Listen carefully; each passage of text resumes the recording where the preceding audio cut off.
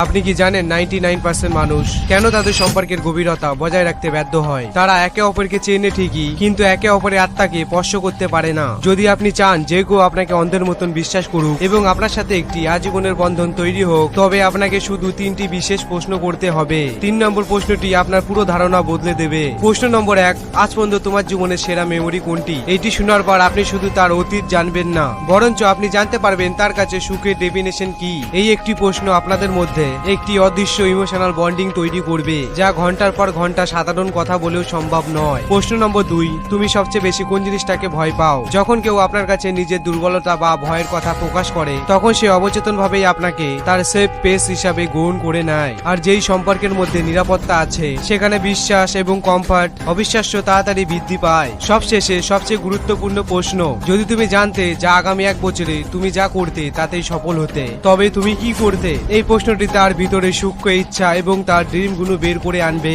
এই লেভেলে যখন কেউ আপনাকে তার মনের কথা বলে, তখন সে আপনার সাথে মানসিকভাবে সবচেয়ে বেশি কানেক্টিং ফিল করে। এভাবেই তৈরি হয় একটি নাছোড়বান্দা গভীর সম্পর্ক। এটি তো কেবল শুরু। পরবর্তী ভিডিওতে আমি এক এমন গোপন সিক্রেট বলবো, যা জানলে যে কেউ আপনার প্রতি আকৃষ্ট হতে বাধ্য হবে। 99.9% মানুষ এই ট্রিকটি জানে না। সেই সিক্রেটটি মিস করতে না চাইলে এখনই ফলো করে রাখুন।